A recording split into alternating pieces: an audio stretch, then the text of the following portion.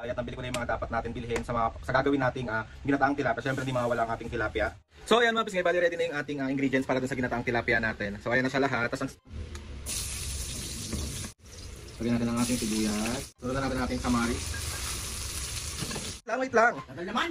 Usag ka dun hindi ka nakikita. Masarap sa luto ko.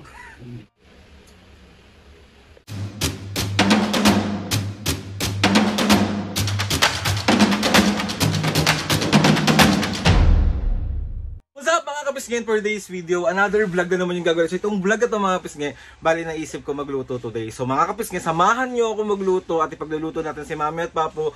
Pangalawang beses ko lang ito lulutuin pero feeling ko naman masarap to at hindi nyo i-judge. Ang plano ko lutuin ngayon mga kapisngay, gusto ko magluto ng ginataang tilapia kasi medyo nakikrave ako doon kasi nakita ko may kumakain nung dumaan sa newsfeed ko. So syempre tayo dahil masarap tayong kumain tapos masarap din tayo magluto. At masarap din tayo. Mali! Iba yun! So luluto tayo mga kapisngay ng ginataang tilapia. Papatikim natin kay Mami kung masarap ba. Tapos ngayon mga kapisngay, samahan nyo akong bumili ng mga ingredients natin. Pupunta tayo ng palengke. Samahan nyo rin ako sa palengke. Tapos sabay-sabay nating isipin kung bakit hindi tayo pinipili. Ala! Mali! Let's go! Bye! So yun mga kapisngay, bali papunta na tayo ngayon ng palengke para bilhin yung mga ingredients natin para dun sa ginataang tilapia natin. So let's go! So dito tayo ulit bibili ng ating mga gulay. Yan. Yan. Dahon ba? Tapa ba yan? Kaya so bibili na tayo ngayon ng gata. Ito na lang po kuya. Apo, dalawang tiga po.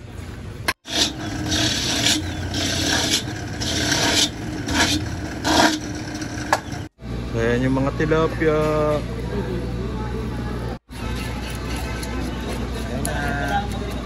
So bibili na rin tayo ng itlog kasi paubos na. Tapos bibili rin tayo ng saging kasi wala na kaming saging. So yun, pauwi na tayo, nabili ko na lang. Let's go! So pauwi na tayo, nag-tricycle na tayo kasi mabigat sa iba. Mabigat! Napaka-OA!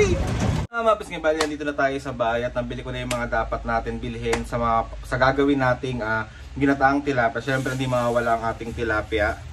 Tapos, bumili rin ako ng saging. Hindi ako nakabili ng itlog kasi wala yung binibili kong itlog. Kasi ito ang ating gata.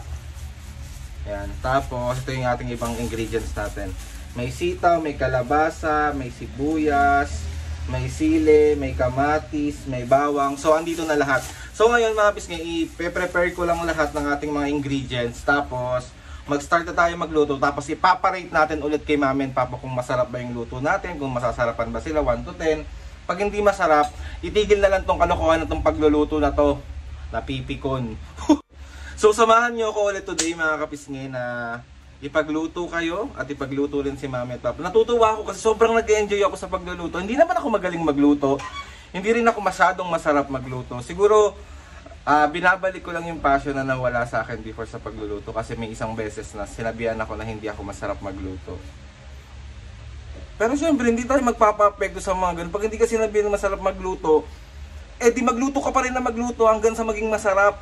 Ganun lang yun. Kayo mga basher, kayo wag nyo kong alasyo. Ito yung ating ingredients para dun sa ginataang tilapia natin. So ayan na siya lahat. Tapos ang una kong gagawin syempre is magpiprito muna ako ng ating tilapia. Tapos start na natin magluto. Let's go! Ang lahat mga kapisngay, bago tayo mag-start magprito is ito na yung ating kawali. Apaka-OA nung pinapakita pati kawali sa ating mantika. So mag-start na tayo.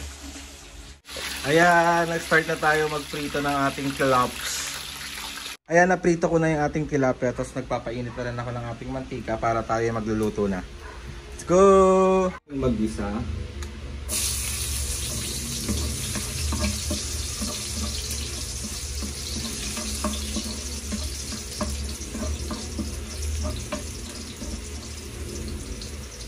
Lagyan natin ang ating sibuyas.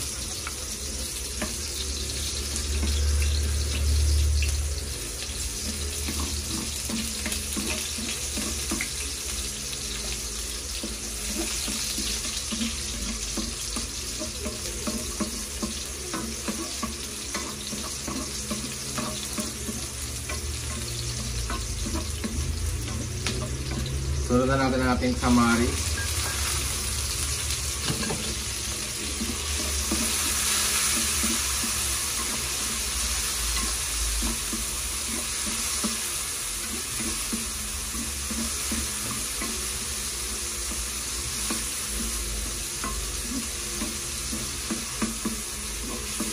Kasi next na natin ang ating gulay para nagigisa siya.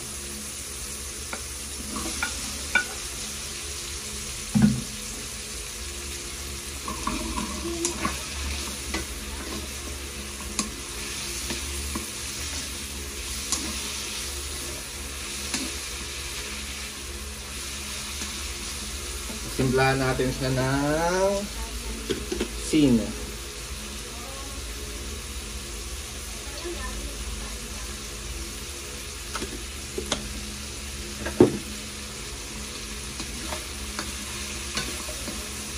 Ay! Nalaglag! Sayang.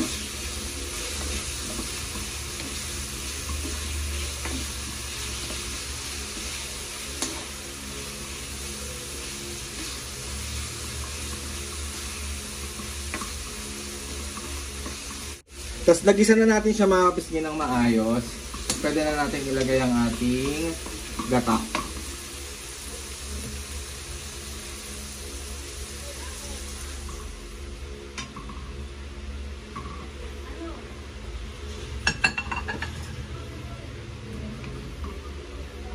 Tapos timplahan na natin siya ng konting paminta.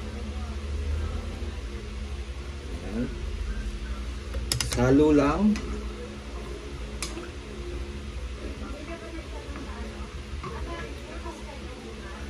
Tapos lagay na natin ang ating cubes.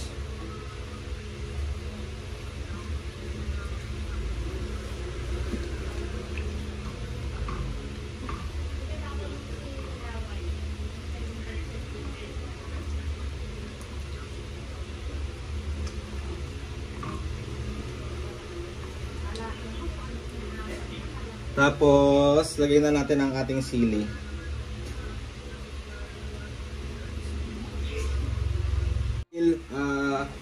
Malambot na ang ating kalabasa, pwede natin ilagay ang ating pilaps.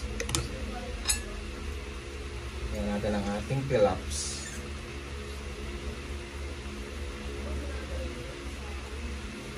Ayan.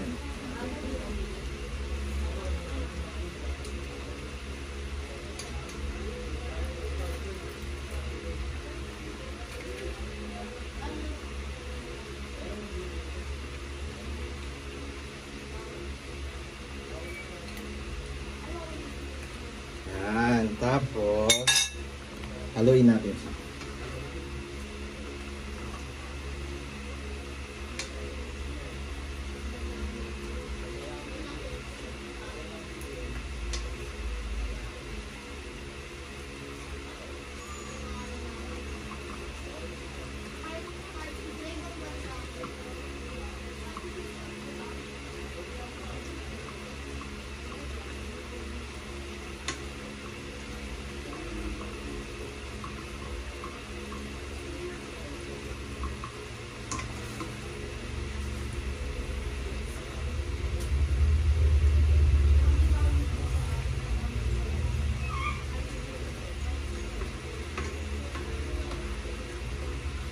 Yan, pakuluin lang natin tapos okay na yan.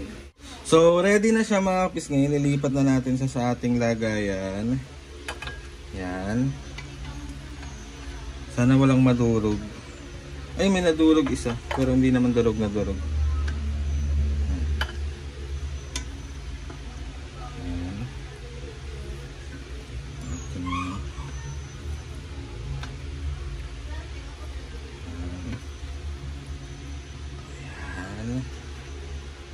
Tapos yan siya. Tapos salin na lang natin dito.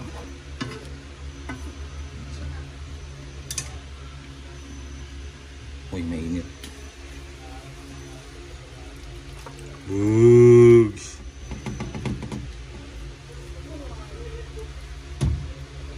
Yan ang ating luto. Palitan na ako sa ating ginataang tilapia. Ayan. Diba? Perfect. Kasi syempre, hugasan ko muna yung mga pinaggawaan ko doon. Tapos, ipapatikim na natin kay Mami at Papa kung masasarapan ba sila sa ating luto. At ipaparate natin sa kanila. So, let's go na. Kuha lang tayo ng maliit muna para mapatikim natin sila mami at papo. Ayan.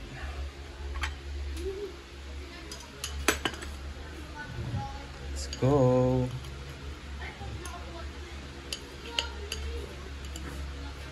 Manat.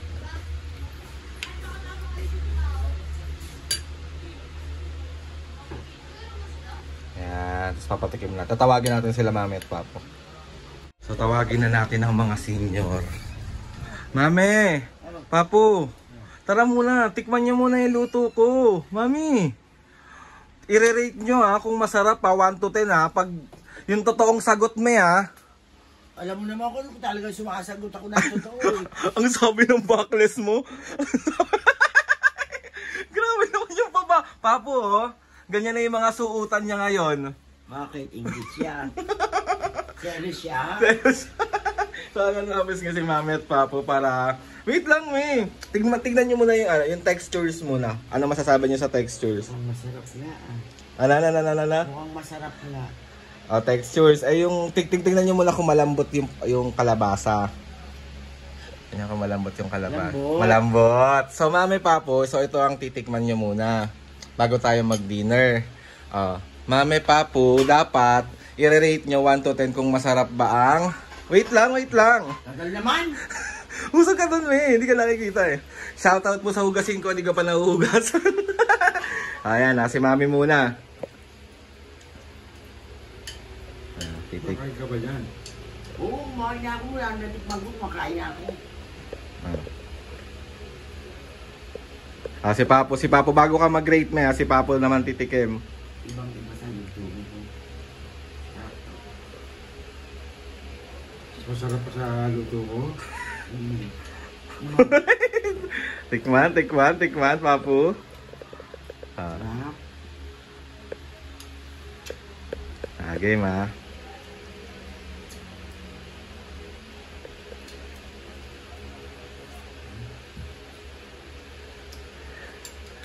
Sarap, no? So ayun na nga mga ngayon, bali na tikman na ni Mami at Papo ang aking luto. O ikaw Mami, rate mo 1 to 10. 10. Sarap. Bakit 10? Sarap eh. Patok. Patok. Ikaw Papo Nalakpasan mo. Seryoso ba? No joke? Sarap. Masarap. Masarap pa na. So ayan mga nga, alam nyo na. Mami, ano na lang kulang? Magaling na ako magluto, ano na lang kulang? Sawa. Sarap. Sarap Papo, no joke? Uy. 11. 11. Ayun na, nga, super happy ako kasi nahirapan ako lutuin pero nasarapan ng aking mga magulang. So perfect na yan. Yes. So ako na lagi magluluto. Kasi naawa na ako kay Papo, Mami, siya yung lagi napapagod. Hindi na siyang naiinitan sa kalan. So ako okay lang mainitan. Hindi naman eh. Kaya mo na yan, bata ka pa eh. para mapasma rin yung niya. No? So Mami, Papa, ano masasabi niyo sa aking luto? Okay. Sarap talaga.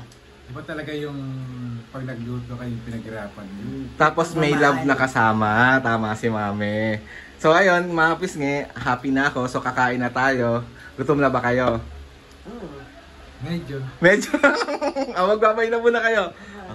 So ayun na nga mga pisngi, bali maraming salamat po sa pagsama sa akin today. Napagluto ko kayo at napagluto ko si Mami at Papo ng ating ginatang tilapia. So maraming salamat po kasi tawag dito, lagi nyo akong sinasamahan sa mga cooking show ko, sushing cooking vlog ko. So doon pa lang po nagpapasalamat po ako sa inyo. And ayun na nga mga pisngi, sobrang sarap ng pakiramdam ko kasi bawat luto na ginagawa ko, mini-make sure ko na masarap, tapos with love po talaga. Siguro may mga pagkakataon na hindi masarap, pero masarap pa din. Alam mo yon, kasi pag niluto sa'yo ng pamilya mo, or may niluto sa'yo ng mahal mo sa buhay, kahit hindi siya ganoon kasarap, para sa'yo masarap na. Kasi syempre yung effort, yung love, nandun na lahat. So ayun na mga pisngi, salamat po ulit sa walang sawang pagsuporta at pagmamahal sa amin sa kahit anong vlog na ginagawa namin. Sobra po ako nagpapasalamat sa inyo. And gusto ko lang magpasalamat kay Lord sa maraming blessing. Salamat po sa mga ates and kuyas. Salamat po sa lahat ng mga kapisngi na sumusuporta. Simula umpisa hanggang ngayon, sobra po ako nagpapasalamat sa inyo. So ayun na mga pisngi, Please subscribe to my YouTube channel and click the notification bell para lagi kayo updated sa mga videos namin. Kapag meron kayo gusto i-suggest ng mga vlog, challenges, prank, DM nyo lang ako and tatry natin lahat gawin yan. So ayun na nga mga pisngi, see you on my next vlog.